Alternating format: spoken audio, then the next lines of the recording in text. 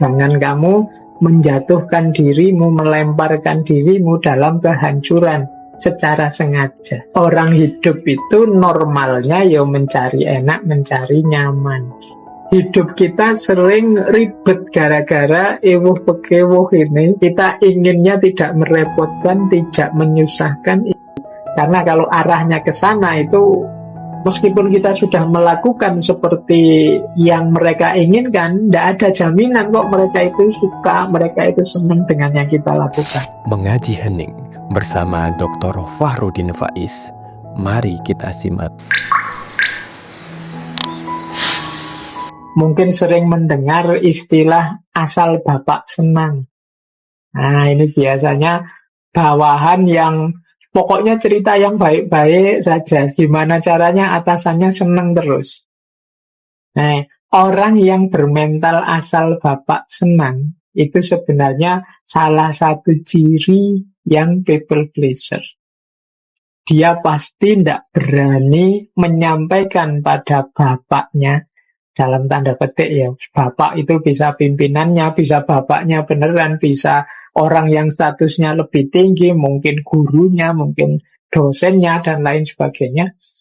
Itu di hadapan mereka-mereka ini, kalau kita pokoknya diceritain yang enak-enak saja, yang senang-senang saja.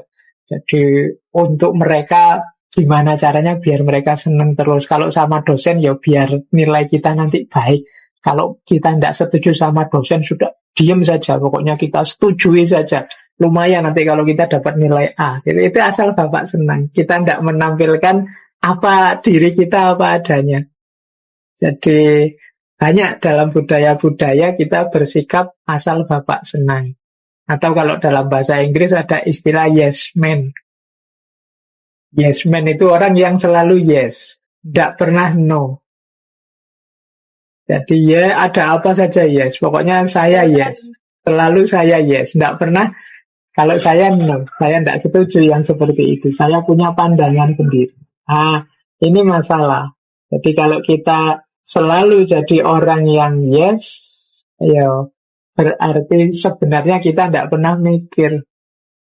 Jadi orang itu kan kalau diajak ngomong gimana menurutmu? Enak enggak? Ya, enak, setuju, ya. Pokoknya jawabnya ya terus. Itu kemungkinan kita memang males mikir. Inginnya ikut saja. Ya kalau kita gayanya seperti ini, ya jangan mengeluh kalau kita enggak dihitung. Kita akan dianggap ya hanya people pleaser tadi. Untuk basa Jawa ini jangkep-jangkepan lah, yang penting ada gitu saja. Nah ini gaya yes man. Nah, menarik, dalam budaya Jawa ada istilah budaya ewuh pekewuh. Nah, ini ewuh pekewuh ini mungkin teman-teman yang Jawa mungkin sering ya mendengarkan kalimat ini. Ewuh pekewuh itu misalnya saya dengan atasan misalnya mau ngeritik ndak enak, wong atasannya sendiri. Itu budaya, kadang disebut budaya sungkan.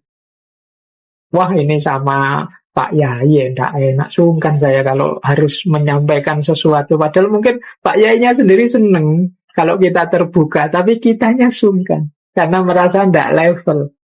Nah ini namanya budaya ewuh pekewuh. Ewuh itu artinya rumit, ribet. Kalau pekewuh itu ya artinya enggak nyaman, enggak enak. Jadi kita merasa tidak nyaman kalau membuat orang repot. Ini namanya ewuh pekewuh. Misalnya kita mau bertamu jam habis maghrib misalnya. Wah, ndak enak deh kalau bertamu habis maghrib. Jangan-jangan tuan rumahnya sedang ngaji atau sedang makan malam. Nanti dianggap minta makan lagi. Ini ewuh pekewuh contohnya.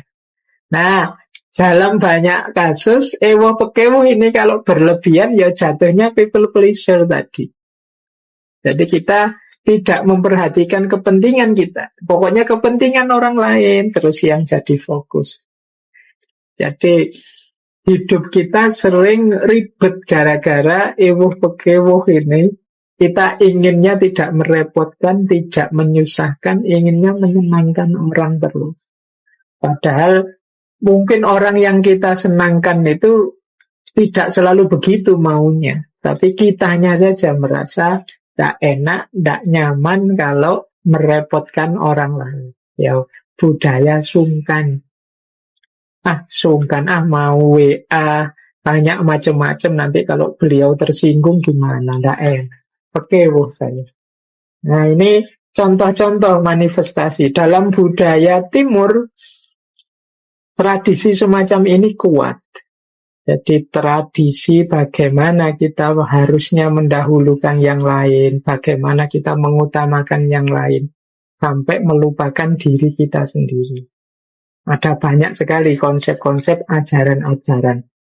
Mungkin konsep dan ajaran itu tidak salah, cuma implementasi kita saja yang kadang-kadang berlebihan. Menolong orang itu bagus, tapi melupakan diri sendiri tidak bagus. Peduli dengan orang lain bagus, tapi cuek dengan nasib, dengan kepentingan kita sendiri tidak bagus. Kalau bahasanya Al-Quran, wala tulku bi'aidikum ila tahluka. Jangan kamu menjatuhkan dirimu, melemparkan dirimu dalam kehancuran secara sengaja. Jadi orang hidup itu normalnya mencari enak, mencari nyaman. Nah, jadi ini contoh-contoh manifestasi dari people pleaser. Ada karakter orang yang yes man, asal bapak senang, atau ewuh bekewuh yang berlebih-lebihan. Serba sungkan mau apa-apa, akhirnya apa-apa jadi tidak jalan. Kepentingan kita tidak terakomodir karena kita tidak berani, tidak enak mau cerita. Baik. Nah, kita belajar sebentar biar tidak salah paham. Kalau dalam dunia filsafat ada istilah altruisme. Altruisme itu orang yang mengorbankan dirinya untuk orang lain. Tapi ini tidak sama persis dengan pleasure tadi, orang yang hanya ingin menyenangkan orang lain. Mengapa? Di mana sih bedanya? Ayo dipahami pelan-pelan ya. Sebenarnya orang yang gayanya pleasure tadi kelihatannya seolah-olah mempedulikan orang lain. Tapi sebenarnya dia ini egois. Jadi dia ini ingin mendapatkan balasan dari orang lain itu. Balasannya dalam bentuk apa? Pengakuan atau penghormatan. Ingin disebut orang baik, ingin disebut orang yang sopan, ingin disebut orang yang tahu unggah-ungguh, ingin disebut. Nah, akhirnya apa? Melupakan kepentingannya sendiri karena ingin disebut tadi. Inilah namanya people pleaser. Jadi orang yang targetnya adalah diakui orang lain, dihargai orang lain, maka dia mengorbankan banyak hal untuk orang lain demi itu. Bandingkan dengan seorang altruis. Kalau altruis, dia tidak mikir balasan apa-apa. Dia berbuat baik, ya memang ingin berbuat baik. Para spiritualis, misalnya para sufi yang hidupnya murah hati, itu kan dia tidak mikir balasan apa-apa. Sahabat kita yang sejati misalnya menyenangkan kita, tapi dia tidak menunggu balasan apa-apa. Kita memuji dia atau kita membenci dia tidak masalah. Yang penting dia ingin berbuat baik saja pada kita. Beda dengan people pleaser tadi, dia menunggu dipuji, dia ingin orang itu selalu menganggap dia positif. Kalau sahabat sejati tadi, tidak apa-apa kamu nganggap aku negatif, asal kamu selamat, asal kamu sukses. Nah, itu true friendship. Persis sama seperti orang tua kita. Mungkin juga keluarga kita. Mereka memberi banyak, mengorbankan banyak untuk kita, tapi tidak menunggu kita akui atau kita hargai gara-gara itu. Sama juga dengan para pahlawan. Para pahlawan itu kan berkorban. Kita menyuwah ini, jangan-jangan pahlawan itu people pleaser, Pak. Enggak. Dia enggak nunggu kita akui sebagai pahlawan, ditetapkan oleh negara jadi pahlawan atau tidak. Mereka enggak pernah mikir sama sekali tentang itu. Yang mereka perjuangkan dulu ya murni ingin memberikan yang terbaik untuk tanah tumpah darahnya. Nah, ini orang menyebutnya altruis. Jadi teman-teman awas jangan keliru.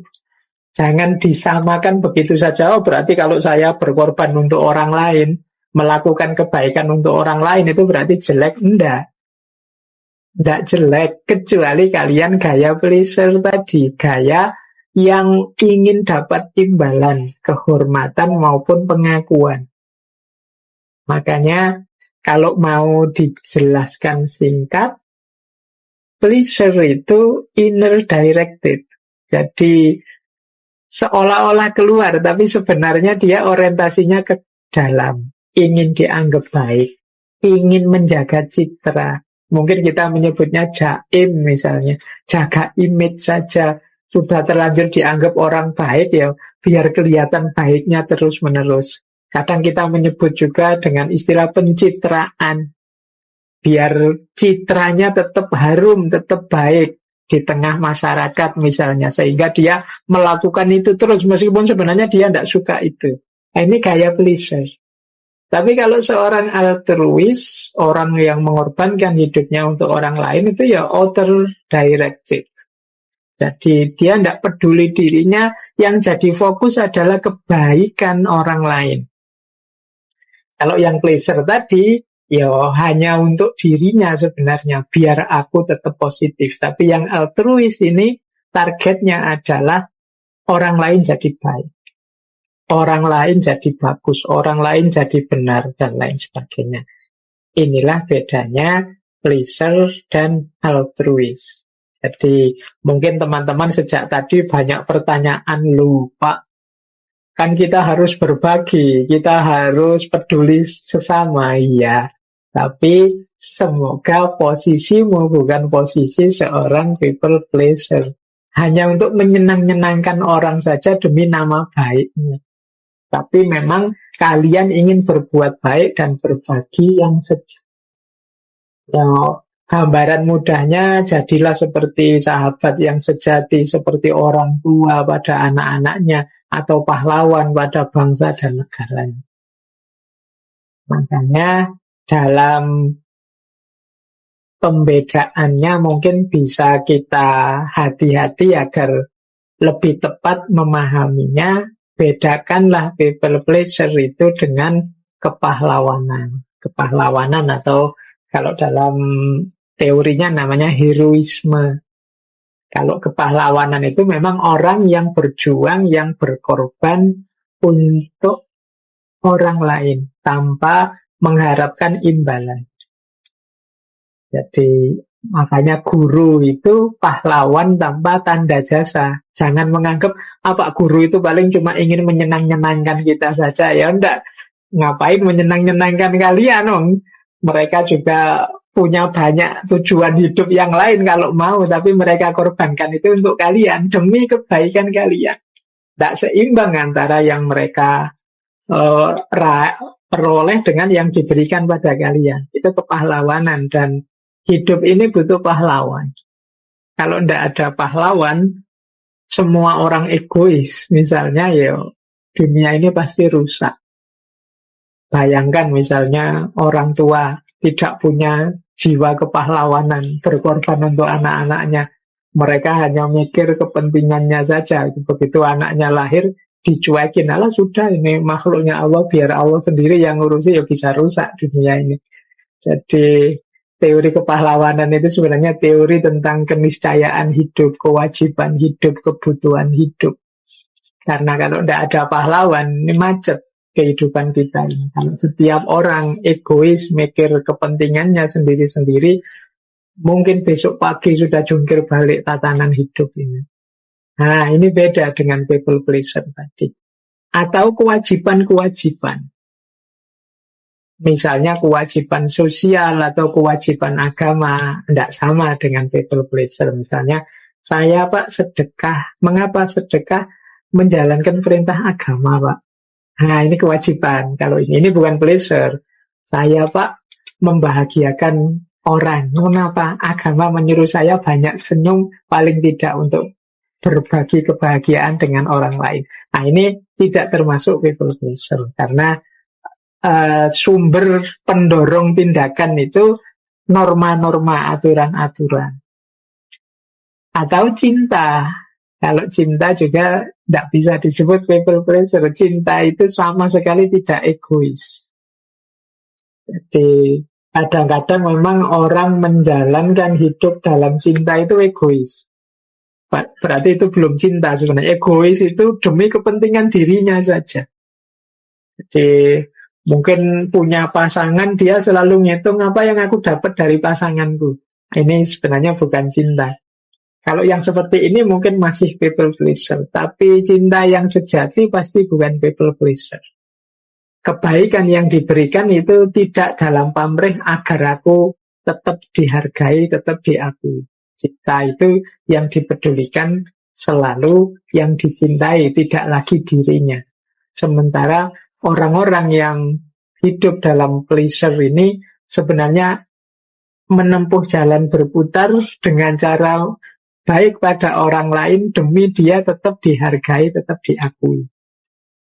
Atau komitmen. Komitmen ini kesepakatan bersama. Kita ini kan hidup bersama orang lain, kadang-kadang membangun kesepakatan-kesepakatan. Misalnya kita punya teman ini pinternya luar biasa, sementara kita tidak terlalu pinter. Tapi kita saling berkomit untuk yuk kita saling membantu biar sama-sama sukses. Nah, akhirnya yang pinter ini banyak sekali membantu kita. Dan dia ya tentu saja tidak mengharapkan apa-apa. Yang dia lakukan sesuai komitmen yang sudah dibangun bersama. Nah, ini juga tidak tergolong pleasure. Jadi mungkin sejak tadi teman-teman bertanya, lah kok gak boleh berbuat baik pada sesama? Loh, tetap sangat dianjurkan. Tapi semoga tidak di level people pleasing. Hanya untuk menyenangkan orang lain demi pengakuan mereka pada diri kita. Demi pandangan positif mereka pada diri kita. Jadi mudahnya people pleaser ini dari orang-orang yang tidak percaya diri. Mereka butuh pengakuan dari yang lain. Nah, inilah kuncinya people pleaser dari hal-hal yang lain di luar pleasure. Kepahlawanan tidak termasuk people pleaser. Cinta juga begitu. Kewajiban-kewajiban yang harus dijalankan juga begitu. Komitmen juga begitu. Bukan. Nah, ayo kita telusuri sekarang akar-akarnya. Ada beberapa akar dari pleasing. Yang pertama, mengapa sih orang sampai berlaku people pleaser tadi? Karena ketakutan, kekhawatiran. Jadi yang paling jelas adalah takut tidak disukai orang. Takut ditolak, tidak disetujui. Takut tidak dicintai. Akhirnya, bahasa saya tadi, dia gadekan dirinya agar orang tetap menyukai dia, tetap setuju padanya, tetap suka padanya. Nah, orang yang tidak takut, itu kalimatnya seperti yang saya sebut itu. Aku ingin melakukan ini untukmu, tidak peduli apapun yang kamu pikirkan terhadap saya. Aku akan membantumu dengan caraku ini, entah kamu setuju atau tidak, kamu cocok atau tidak, wong ini yang saya mampu. Nah, ini berarti bukan pleaser, tapi people pleaser itu kalau kamu pakai kalimat yang kedua. Jika saya tidak melakukan ini untukmu, jangan-jangan kamu berpikir menganggap aku begini atau begitu. Aku tidak ingin kamu menganggapku begini atau begitu, jadi aku lakukan ini. Nah, aku tidak ingin disebut teman yang tidak setia, maka ya sudahlah aku ikut. Padahal kita tidak ingin ikut. Aku tidak ingin sebagai teman dianggap teman yang ingin menyendiri terus, ya sudah aku gabung. Padahal kita sebenarnya agak enggan untuk gabung, mungkin kita punya kesibukan lain. Nah, ini awalnya pleasure itu karena ketakutan-ketakutan, kekhawatiran-kekhawatiran. Bisa juga takut, khawatir membuat orang marah. Nah, biasanya kemudian kita hati-hati pelan-pelan untuk menjaga biar orang tidak marah. Ini juga sumbernya pleasure. Nanti boleh dicermati teman-teman, ketakutan itu biasanya jadi sumber kemarahan kalau ketakutan itu benar-benar terjadi. Misalnya, kita khawatir kalau nanti teman-teman meninggalkanku. Ternyata meninggalkanku beneran misalnya. Itu kan kita terus marah. Biasanya dari marah terus benci. Baik, saya lanjutkan. Jadi ada filosof yang bilang, orang yang punya karakter people pleaser ini dalam dirinya kemungkinan ada 3 penghuni yang sifatnya negatif, yaitu ketakutan, kemudian kemarahan, dan kebencian. Jadi, kalau yang ditakutkan tadi benar terjadi, biasanya dia terus marah. Kemarahan itu biasanya berlanjut jadi benci, khususnya benci pada dirinya sendiri. Ngapain aku tadi kok begitu? Ngapain aku kok tidak begini saja? Mengapa aku tadi kok iya saja kok tidak bilang tidak? Atau sebaliknya, kenapa aku kok bilang tidak, harusnya aku bilang iya.